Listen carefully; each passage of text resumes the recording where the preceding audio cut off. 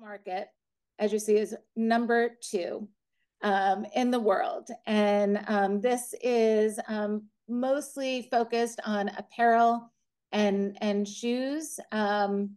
So if you look, we have in the women's market, and this is from 2021, and I know it's grown since, but just in the women's market, yearly is $165 billion market here. The footwear market is over 92 million, and the accessories market is over 50 billion. So these are big numbers, and with this, it provides lots of opportunities for all of you to seek out success here in the U.S. And oh, if you have any questions, please put them in the chat and we'll review them at the end. So as I was putting this presentation together, I was thinking of what are the essential areas and items that need to be focused on as you're thinking about entering this market. I came up with the Bloom blueprint. So looking at, 7 areas that are most important as you're thinking about, how to enter the U.S. market. So starting with the seed of originality, and we're going to touch upon the customer, the market focus, branding, sales, which is a big part of the presentation today, alliance alchemy, which is all about building your network, and the final one is about execution, which is key to having success in anything that you do. So starting with the seed of originality. So this is really about what each of you are bringing, your uniqueness, your original product, your original designs. And as we know, nobody needs another anything. Nobody needs another bag, another vase, another piece of furniture. So what is it that about your product that is new, that's original, whether it's a functionality aspect, whether it's a style aspect, but this is really about bringing your special design to the market and really leaning into that because people are looking for things that are original, that are unique, and that are going to bring them joy in their lives. So not only are we looking at product that needs to be original, but even thinking about your marketing and the merchandising for the US market. And I'm giving Stuart Weitzman as an example. For those that don't know, Stuart Weitzman is an American, very successful shoe brand that's been around for over 40 years. And he recently spoke, I heard an interview with him, and he was talking about when he first started out, he didn't have any money or very little money to afford to hire models and do a whole ad campaign. And what he decided to do is to use the dog. So he took the Dalmatian and he took up all the spots, the black spots, and he put shoes on the Dalmatian. And in the ad, he put Stuart's dog, a little obsessed with shoes. Well, not only was this image really branded him and gave him a point of view and something that was different and unique, but it also won a Clio Award and was so popular with young children that wanted a poster. They started selling posters of this image. And at first his manager said, why are we doing this? This has nothing to do with shoes. This isn't even the customer. And Stuart said, well, 20 years from now, they are going to remember this image and they'll be a Stuart Weitzman customer. The other, looking at the right, is Stuart has stores all over the world now. And he wanted to get into the IFC in Hong Kong, which is very high-end luxury store, shopping center, mall. And the owner said, well, you're not luxury. So he went to Milan and he opened up his first store and he thought, well, I need to bring on the right designer to really elevate my brand and my look. So he worked with Zaha Hadid, the architect who designed this award-winning store concept, which is now used for all of his stores. And the IFC came to him in Milan and said, okay, we want you in our stores. So really thinking out of the box, not only with your product, but it's the whole concept of your brand, your marketing material, the way your displays, the way that you're going to merchandise. So these are all really important things to think about as you enter the US market. And now talking about the customer compass. So this is really about knowing who your customer is. The customer is key. I'm always amazed how many designers that come into the incubator and they're just designing for themselves and not really thinking about the customer. But at the end of the day, it's really number one is always having the customer in mind, always listening to the feedback from a customer and really understanding what their needs are and being able to iterate your product or take the feedback that you're getting from customers and being able to incorporate that into your product or your pricing or any ideas that they're giving. Because the customers are the ones that are pulling their wallets out and eventually are going to be not only a one-time customer, you want them to be loyal, long-time customers. So looking at, and maybe you've done this already for your brands, but looking at first, what is the target market? Who is my target market? Giving an example, this is Halo, which is a Finnish fashion brand that I worked with a few years ago. And we worked on who their target market is. So really understanding, and this is just a snapshot, you know, we looked at ages 27 to 42, living in urban cities. They are educated, single, independent. They value adventure and spontaneity, image making. And it's really about also, as I say, spending freely and little financial responsibility. So if you haven't done so already, I highly suggest looking at who is the target market. Maybe you know the target market for Estonia, maybe it's the same for the US, but maybe start thinking about if you do have some SEO currently on your website, or if you are currently selling in the US, what's the demographics and of the people that are buying from you currently. This is another quick example I'll go over. Terry Polki is a shoe brand, also out of Finland. And we looked again at the target market. Hers is a little higher, 30 to 45. These are women that are from affluent coastal suburban towns, upper middle class, married or independently single. And then looking at, again, quality over quantity. And then once you have an understanding of who your target market is, it's important to think of the customer profile. So doing a deep dive into not only the demographics, where they live, what their income is, but also the psychographics of the customer. And this is an example from a company called A. Briner. They do hand-painted men's shoes. And she actually gave the customer a name, Jonathan Christopher, who's a lawyer. But you see the deep dive that she did, looking at the profile of who her customer is, what a day in the life of their customer is, looking at the brand affinities of the customer and their behavior. So next, we're going to look at market focus. And this is really, really important because the market focus is really about understanding the market enough that you're aligning your product, your messaging with what the market wants. And this is a whole marketing approach that includes your channels, your pricing, your competition, and your messaging. So looking at a deep dive into the Finnish fashion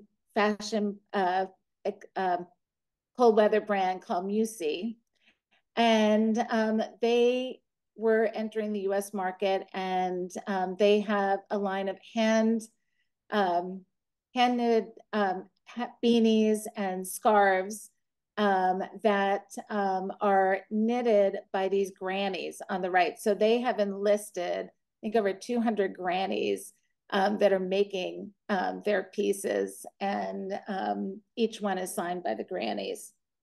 So looking at their target market, which is really the millennials and the 25 to 45-year-olds, that they're purchasing accessories more for the outdoor brands or sustainable-minded fashion brands, because this is very much a sustainable brand. And looking at the target market of millennials that really appreciate craftsmanship and artisanal products. So I want to challenge all of you, if you have not done so already, to better understand the US market, is to look at 3 to 4 competitors and really identify and think, who do I want to, as they say, hang next to in the fashion industry? You know, if I was in a store, what would be the other brands that I want to sit next to or be next to? And what are the ones that are doing similar products in the market that I want to better understand how they're marketing, how they're pricing, and how they're positioning themselves. So we had identified these 4 brands for EASi to start following. And then looking again, pricing, which is super important, right? Being able to really understand the pricing structure of your products, but also your competitors. So we did a deep dive and looking at the comparison of price points, and EASi's were much higher than the average, but they also have the great opportunity with the storytelling of the sustainable way that they're making the product, and then the great story with the grannies that are making and creating the items. And then really looking at a pricing index. So looking at assortments that your competitors are also selling on their websites to get a better understanding of areas that you may want to expand into. So this is the pricing index, and we're mostly looking at the scarves and sweaters. And this was what we had come up with as an opportunity down the line for growth for EASi to think about. And one of the sales strategies that we came up with was to focus on ski resorts and these more high-end places where people are spending money and going to appreciate something that is a little pricier, but is of quality and uniqueness. So we were looking at ski resorts in Aspen and Vermont and other cold weather places around the country. So next is about blooming your brand. And this is really about your special sauce and your DNA of what makes you different and unique. And these are the consumer trends that are happening currently. I put them under branding because I feel that they all touch upon every aspect of how you can incorporate some of these concepts into your brand story. So let's talk about a few of them. So we have the handcrafted artisanal product. So this is something that the US market and Americans are really seeking out. There's been a big increase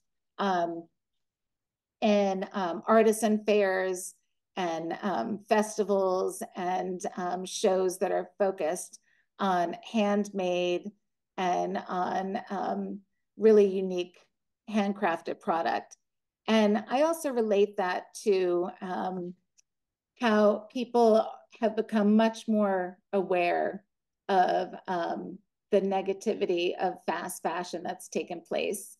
And like the food industry, where people have really taken an interest in what they're putting in their bodies and eating organic and local and supporting local farms and farmers markets and, the farm to table movement that's happened here in the US. It's the same with clothing. It's the same with product, that people are really taking an interest to get to know who is designing the products that they're wearing, who is designing the products that they are purchasing for their homes. So I think there's, a big opportunity, as I put number 6, about the storytelling. And each of you have a story with the inspiration behind the product. So being able to get that across, and also talking about the making of the product. Some of the other points I wanted to touch upon is obviously sustainability and ethical production. That has become a given, and Americans are much more aware and starting to read the labels, starting to really be much more conscious of what they're purchasing and how things are made. Obviously, the quality over quantity. There's been a big increase in people purchasing less because they're focusing more on purchasing experiences and travel. So when they are purchasing product, they want to make sure it's something of quality. The other really big trend is personalization and customization. Anytime that you have a product that can be customized for the consumer, this is a big, big win. And I recently was working with a Canadian brand that has a sleepwear company. They're currently selling on Saks.com, and they monogram. It's a very high-end luxury pajama brand, and they're now monogramming, which is a feature that they're offering the customer. And then thinking about the out of the box collaborations, who can you partner with that is not in your category, not also doing accessories or not also doing home product, but what are some out of the box collaborations? I mean, there's one recently that was with Nike and Louis Vuitton. Who would think that Louis Vuitton would want to partner with Nike? And there's been a lot of other interesting collaborations that are taking place in the US. But what collaborations do is really help to create buzz for your brand, and also be able to tap into another brand's network and their consumer base. So I want all of you to, or I encourage all of you to think about what are some collaborations that you could pursue with some US brands. The next one, as I've touched upon a bit, is the wow factor, number 7. So as I mentioned, like people after COVID and being at home and wearing pajamas and sweatpants and not purchasing much, or actually purchasing quite a bit, but now that people are out and about and really are looking to be seen, it's really about how can you wow the US consumer with your product. And people will pull their wallet out for something that, as I mentioned earlier in a slide, about things that are unique and different. Cultural diversity is really important. There's a big trend. Something that's very important is inclusivity, really celebrating diverse heritage, traditions, and craftsmanship from around the world.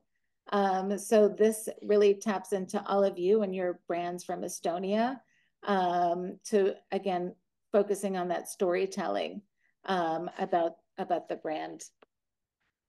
The digital engagement, as we all know, all of the social media sites, and especially with TikTok, for those that are doing TikTok and Instagram, consumers want to feel connected. And there's a lot more digital engagement that's happening.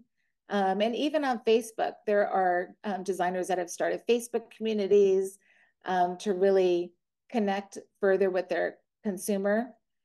We had a brand that was doing, that was in the incubator that has a line of women's work boots. And she started not only her boot brand, but she also created a community called Hazard Girls on Facebook. And she has thousands of women now that are on there. It's not just talking about her brand, but talking about the industry and giving advice and resources to one another. So people are really craving community. So how can you use your digital platforms to start connecting with the end consumer and really getting to know them better?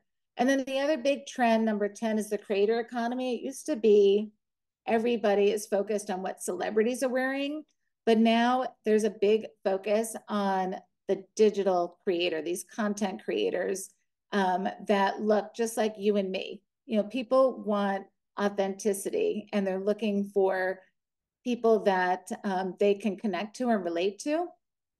So I think that is a big trend going forward, is how can you connect with other, with digital creators or content creators for your brand. We've had many designers that have worked with different content creators, and this has really helped to boost their sales and their exposure in the market.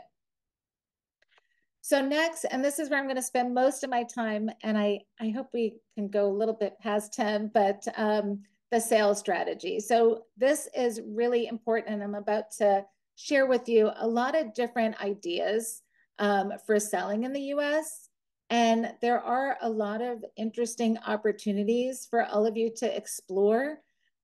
First, with these platforms such as the Canvas. So the Canvas New York has both online and also a brick and mortar stores. So they're based in New York City. They have currently 2 permanent locations in New York, one at the Oculus, which is downtown by Wall Street, and another one by the Seaport, which is also downtown. So on the left are images from their store. And they have designers from around the world that they feature in their store, but they also have online, an online platform where designers are featured. And they are also opening up well, there's a store also currently in Miami, as you see from the Forbes article on the right. And they're also opening up in LA. So it's not only apparel and accessories, but it's also home and gift products. So I definitely recommend checking out the Canvas. I mean, all of these platforms, there is a cost involved. This is a membership-based, and I think it's a minimum of 6 months that you have to commit to. But definitely worth checking out the Canva. And the Canvas. And another interesting thing about the Canvas is that they really take accountability for working with sustainable brands and looking at least 2 of the sustainable goals of the UN that brands need to touch upon in order to be accepted. But then, and along with their retail and their online, they have different events that are taking place in store, and they also have an event space that's also at the Oculus. It's an art gallery event space. You may already be familiar with these 2 online platforms, Wolf and Badger and Flying Solo. Both of them focus on independent international brands. And again, it's similar, where you can have a membership for an online model for them to promote and sell you on their online e-commerce or in store. And Wolf and Badger, they have stores in New York and London. Flying Solo has stores in New York and Paris. So highly recommend, if you are coming in early for New York Design Week, to take some time to visit these stores. Flying Solo is in Soho. Well, actually, both of them are located in Soho. The other mention I wanted to say about both of these platforms, Flying Solo and Wolf and Badger. Wolf and Badger has a magazine. So I think just getting connected and seeing the resources and what's being talked about on these sites. And looking, again, this is really great research for all of you, looking at your category and the assortment that they're selling and what the price points are at. So Fair is an online wholesale platform, and this is the one that has been the most popular for independent designers. So it's basically, you have an online showroom. They have over 100,000 boutiques around the world, that independent boutiques that are purchasing on Fair. And this is, an overall wholesale marketplace. As you see, it includes everything from beauty and wellness, jewelry, kids and baby, pets, home decor, and apparel. So definitely look into Fair. I have a designer that is here in Philadelphia that has over 85 accounts now, wholesale accounts, that is selling on Fair. And again, a lot of this with the wholesale, it's not just about the first order with these stores. It's really about the reorder and developing a loyal customer base, whether with the direct to consumer or if it's with the a boutique. So definitely check out Fair. Folklore is another online platform that works with independent designers, and their focus is really discovering diverse and sustainable brands in global markets. What I like about Folklore is that they have connected their brands with opportunities for collaboration. So they have done collaborations with Rent the Runway, with Nordstrom, and with Shopbop, as you see at the top, with the 3 brands that are featured. And then I recently worked with a brand called Israelia Kobla out of Toronto, and she just received an order from Nordstrom for 8 stores that she's just started selling to, and that came from the Folklore site. The other interesting thing, again, to look into on Folklore is that they have a blog called the Folklore Edit, and that's where they're talking about different retail news, trends, and wholesale insights. So definitely check out the Folklore. I put JOR here. So this is for companies that are really well on their way in the B2B management, B2B market. For wholesale, I know that this is more of a premium platform and not ideally suitable for independent designers, but something to keep in your back pocket as you grow your business here in the US, because this is definitely one of the most well-known and used platforms, which is JOR. And then looking at your product and the opportunities for you to sell at museum gift shops. So there's museum gift shops, thousands and thousands and thousands of museum gift shops all over America. And how can you connect and really learn more about what these gift shops are selling? Because a lot of people have been focusing on with their sales strategies selling to museum gift shops, especially if it's a handcrafted artisanal product. And I gave a few examples. Obviously, the MoMA store, and if you have time in New York to visit, highly recommend. But then we have the Dallas Museum of Art, which on the bottom left is featuring a jewelry designer, Giovanna Morrison. And then the store at MAD, which is the Museum of Art and Design, which is by Columbus Circle, that features international designers. They have home accessories and jewelry, and Lika Behar, which they're featuring on their website, and they also have in the store. She is from Turkey, and you see that these are much higher price points than a everyday museum gift shop. So I also recommend, if you have time to visit, if you have a jewelry brand or an accessories brand or home brand, take some time if you have to visit the Museum of Art and Design, which is in Columbus Circle. And then I have the LACMA store, which is the LA County Museum of Art store.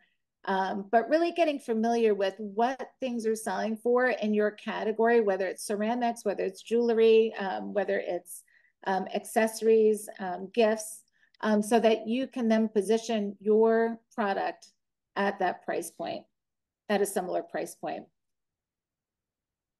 And so I put at the top the Museum Store Association. So this is a trade association, this will list all the different museums, art museums that are around the country. So moving on, my name is Ted. This is, and I'm giving this example because I think that this is a really great success story. So my name is Ted is a legacy brand that's out of Ireland that was entering the US with these very unique luxury bags that are made in Italy. And I had connected them with a store in Pennsylvania that they placed an order at the Coterie show in New York. But this is a year and a half later, or no, 2 years later, and they are still selling, they're still promoting this brand. The store is called Intrigue Fine Apparel. Not only are they on their e-commerce website, but they're also promoting them on their Instagram, and they're on Instagram daily. So this is a huge success, right? This is the win, as I was mentioning. It's not just about getting that first order from a boutique, but it's about really developing a relationship and a dialogue to find out what's selling, what's not selling, and being able to really fine tune your product for their consumers. So in the past 2 years that My Name is Ted has been at Intrigue, they've done over $17,000 in sales. So if you think about it, if you had 10 of these stores across the US, you know, that's a really great way to start building up your entry into the US market. So think about some of those smaller boutiques around the country. And you may ask, how do I find these boutiques? Where are they? Well, once you know who your competition is, the ones that are selling wholesale, they all have store locators on their websites. So being able to look at, and I just gave 2 examples here, look at your competitor and see where they're selling. So Kim Seibert has a home collection, and you can see she lists every single store from Georgia to Indiana to New York and California. And on the right is an intimates brand, Anna Ono, that also lists. So this is really where everything's here for you, right? The resources are there. It's just having taking the time to research and putting together a strategy around it. The other area I want to mention is art fairs that have become very popular, especially pop-ups around art fairs in fashion and in home. So I just put down, and I've been many times to Art Basel, Miami, all over the city. It's not only about the art, it is about these different offshoot events, parties, pop-ups that are taking place. So if you think this is where your customer is, which I'm sure, yes, for all of you or many of you, how can you tap into partnering with a boutique or a store that would feature you during Art Basel or during the LA Art Show or the Frieze Art Fair that's taking place in New York? I wanted to put down, if any of you are finding that you may want to rent space, these are 2 great resources. One is called Storefront, and you can put in, I mean, they have venues and event space around the world, but say you are finding from your SEO that you have a base on the West Coast and you want to looking to do a pop-up in LA. So you can put in the location and the duration of the event, and they will connect you to potential spaces. The same with Poppable.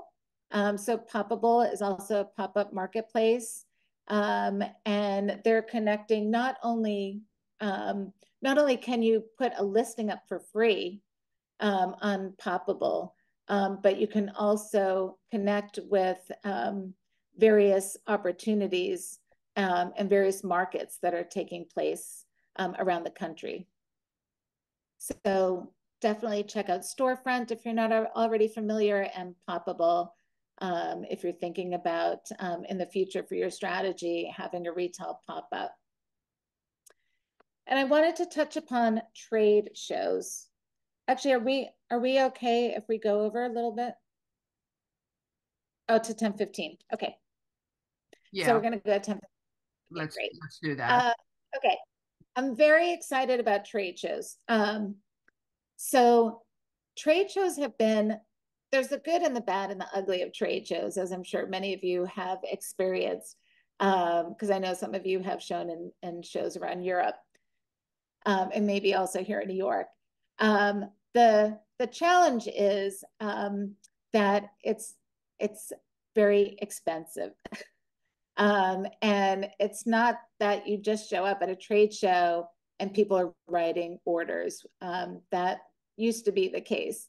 But now there's so much work that needs to be done before a trade show to get appointments and to get known, and for people to really know, especially as a new exhibitor. But a few that I want to touch upon, and these are all in New York that are happening in apparel and the gift and furniture. But the two big ones that I think would be most interesting for all of you to look into is Shop Object, which has really taken off and has been one of the most popular ones. It used to be the New York Gift Show, which is now called New York Now.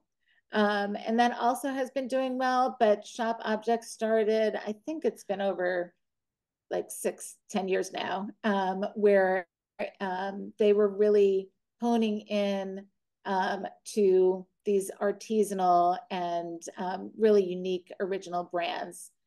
So both of these shows I would definitely recommend checking out. And the interesting thing about Shop Object is that you can sell not just at the shows, but they have an online option. So those that are interested in exhibiting on their digital platform, and it's for a 6-month season. So if you want to get your feet wet and see, is this even the right audience for my product, you can go and look into just doing their digital platform. They also started a few years ago showing at High Point, which is taking place this week. So for those that are in the furniture space, they have a whole presentation this week that's taking place in High Point. So something to look into. And then the New York show. And then the interesting thing about New York Now, which is formerly the New York Gift Show, is that they just launched Bulletin, and they are doing similar to what Shop Object is doing, that you can have a digital showroom on Bulletin on New York Now. The DNA and Coterie, those are focused on women's apparel and accessories. Magic is, maybe you've heard of it, it's the big show that's in Vegas, but they also have a show in New York that's taking place in September. And the most, one of my favorite shows, which I know that there are some furniture and home brands that are here, is the ICFF. So that's the International Contemporary Furniture Fair that's taking place in May. And it's May 19th to the 21st. I think some of you may be here during that time. Highly, highly recommend. So what the furniture fair has done, two things. One is that they're focusing, every show, they always have an area focused on an international spotlight. So this year they have a focus on Portugal, Norway, Brazil, and Romania. So that's something to look into, possibly enterprise Estonia for 2025 to be one of the spotlight for their international section. But then they also have, they partnered with a platform called Wanted Design. And Wanted Design has a show within the fair where they're featuring and fostering local and international creative communities, creative brands. And that is great. There's over, I think, 30 or 40 exhibitors for the Wanted show. And then I also put in this slide that there is an international residency in Brooklyn that Wanted Design has launched, that launched in a few years in 2014, I think. Oh no, that's the 2014, but no, they launched a few years ago, international residency. So definitely worth checking that out. The other big recommendation I wanted to make to all of you, I know everyone that wants to get to the US market, they're very focused on New York, but I want to really encourage you to look outside of New York. And the US is such a big country, and there are some incredible regional markets. So just looking at the gift market, we talked about New York, but the second biggest is in Atlanta, the Atlanta gift market. There's Dallas, there's Chicago, there's LA, there's Vegas, Miami. But I would highly recommend looking into these other markets. So for example, Atlanta, San Francisco, Dallas, LA, and Chicago, they have what's called a merchandise mart. So in these merchandise marts, they not only are hosting many of the times the trade shows, the gift shows, the home shows, but they also have showrooms that have gift, apparel, accessories, and home.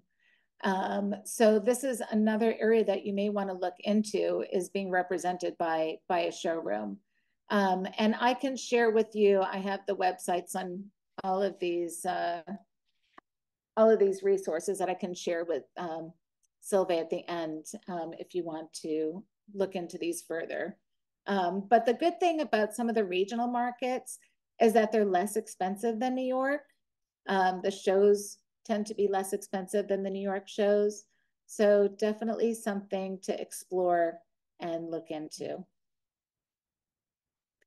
The Alliance Alchemy. So this is really about your network and really cultivating your network and connecting with decision makers. So my number one advice for connecting to decision makers in the US, whether it's a buyer, whether it's a press contact, is getting onto LinkedIn. LinkedIn has been an incredible resource for brands and for companies overall to really make some incredible connections and opportunities. I know designers that have made connections looking for sponsors, looking for buyers, looking for press opportunities. But if you are not familiar with LinkedIn Premium, I highly suggest looking at investing in LinkedIn Premium, because that allows you to connect with anybody on LinkedIn. Most of the time you're not able, unless you have an email address for someone, to send them a message. But on LinkedIn Premium, you can send anybody a message. There's also the LinkedIn groups. So I just put down 3 examples. There's the retail industry professionals group, the fashion accessory startups group, and there's luxury lifestyle professionals, but there's hundreds and thousands of different groups that you can start connecting with, and really being able to network with people in those groups, and also find various resources. And then thirdly, if you're looking, say you want to get into Elle Decor magazine, you know, I just typed this in. I mean, I already have 2 connections there, but it shows, you know, all the people that I'm connected to through Elle Decor. And this goes with any type of store that you're looking to connect with, or a museum. So how can someone in your network make an introduction for you to get to that final decision maker? Instagram has been another really incredible resource for brands. And I just want to share two quick stories. One is we had a bridal brand that was in the incubator, and she was following Christian Siriano on the left, who's a luxury designer who many of you may, or some of you may know, is on Project Runway. And she saw that he was doing a custom dress for an influencer, and she messaged this influencer and said, I love your dress that Christian's doing. If you need any other bridal pieces for your wedding weekend, you know, here's my Instagram. And she ended up getting a custom dress made from this designer because she reached out. The Art Wolf Gallery, this is a friend of mine. She was just getting started with her art gallery, and she saw that there was a designer showcase in the Hamptons, and that there were 10 interior designers that were chosen, and each was going to design a room. And she reached out to all 10 of these interior designers and said, this is great, congratulations, if you need any art for your room. And out of the 10, one designer said, I'd love to partner with you. So, you know, this just came from Instagram, this opportunity, and she sold an $8,000 piece of artwork. The other great thing about Instagram is that you can connect with press, you can connect with stores. So coming soon, this is a store that I highly recommend if you're not familiar with. Also, if you have time during your trip to check out, this is in the Lower East Side. But there's so many ways to start making those connections and contacts. And then looking at trade organizations. So I'm just going to touch upon two. I'd mentioned about the Museum Store Association.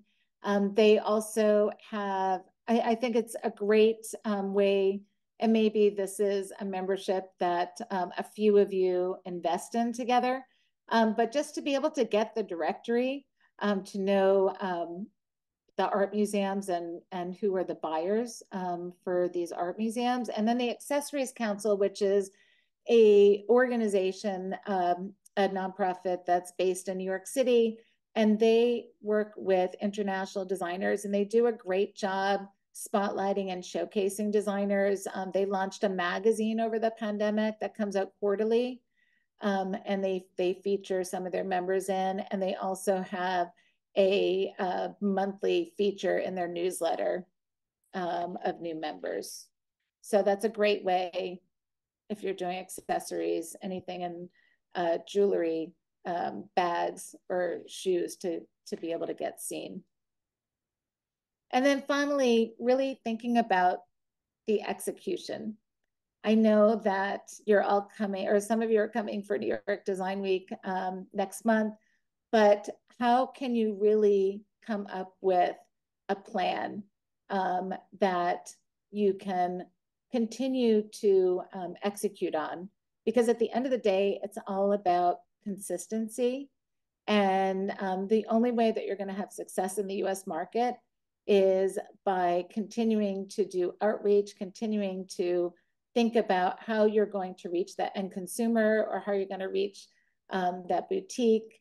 But having the plan for execution is really crucial.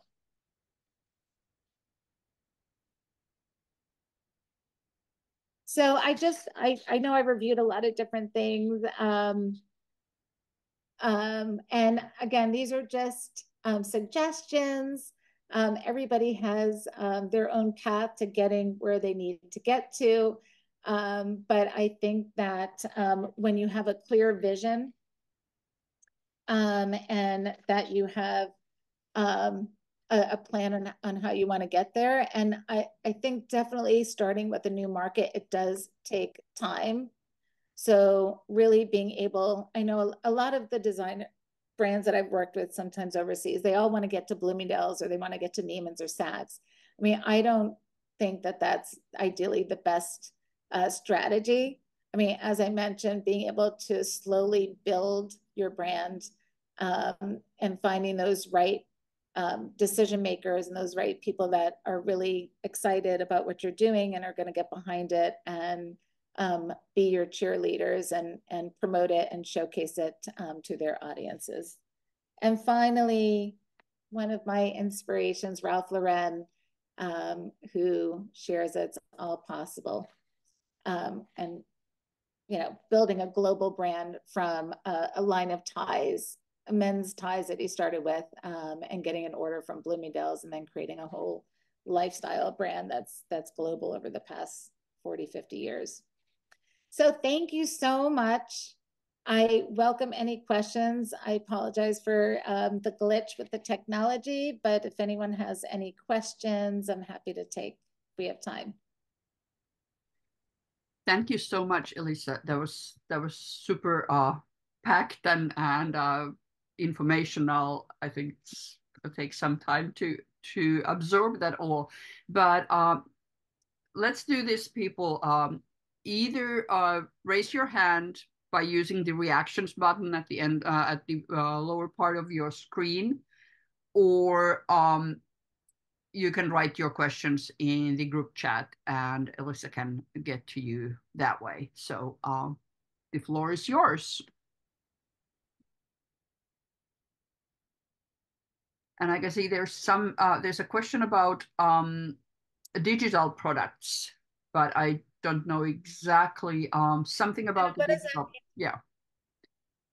Go ahead. Anna, what do you mean by digital products?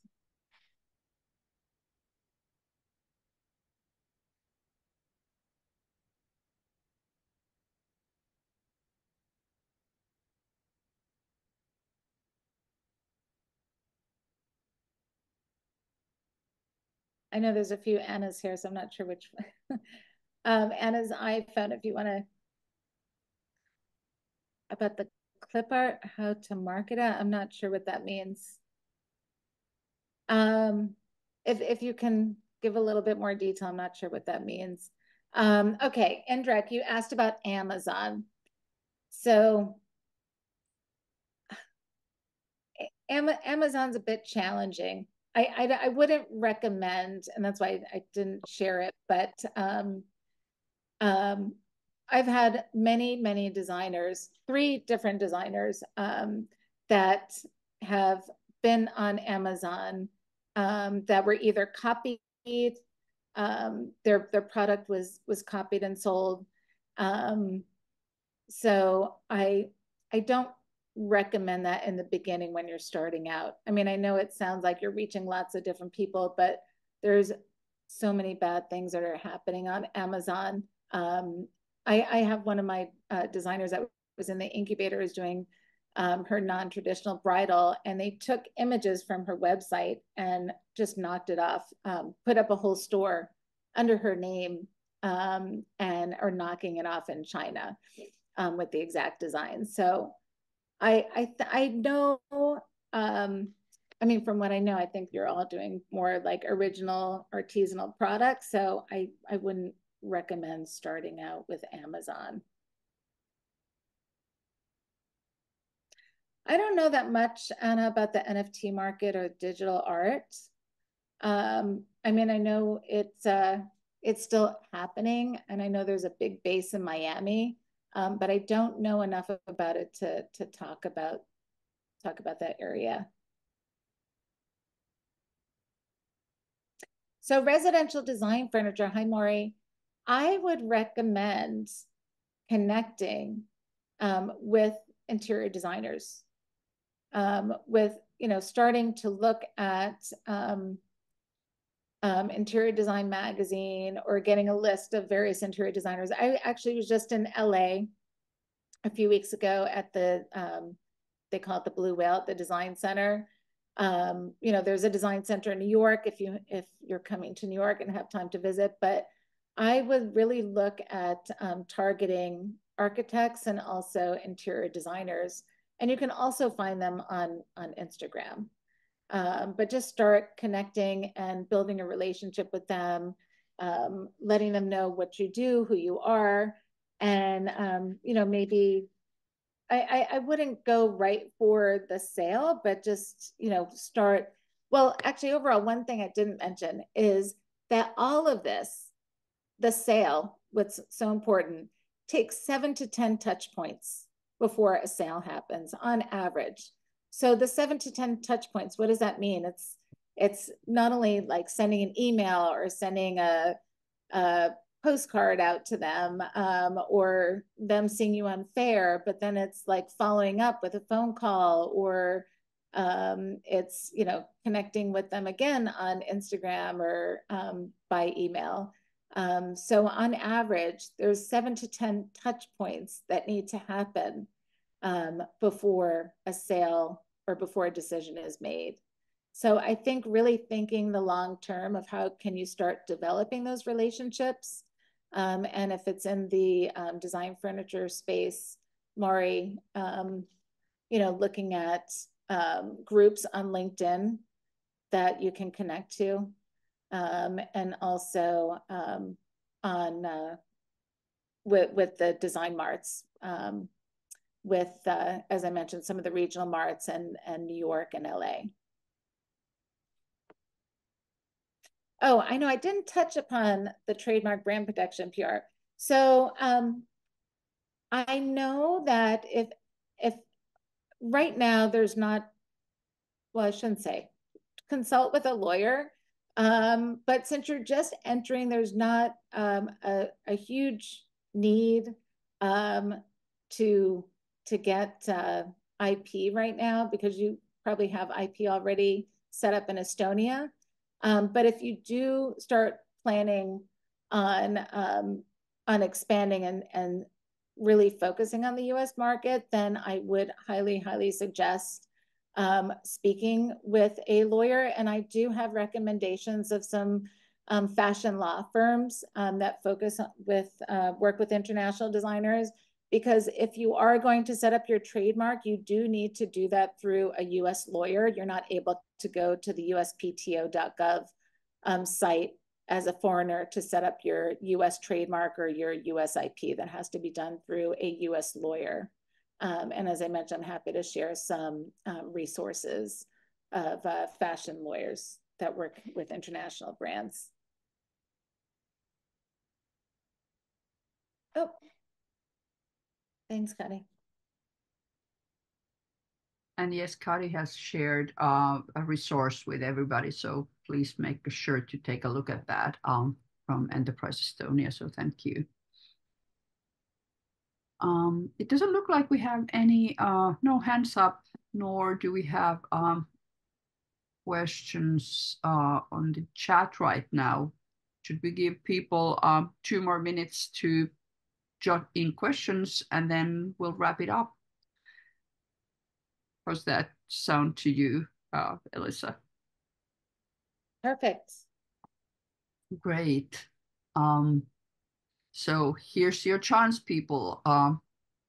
2 more minutes to ask a question right now. You can always reach out to of course to me, and if I'll put my email in the chat too if anyone has any follow-up questions. I'm happy to answer for you. Thank you, Elissa.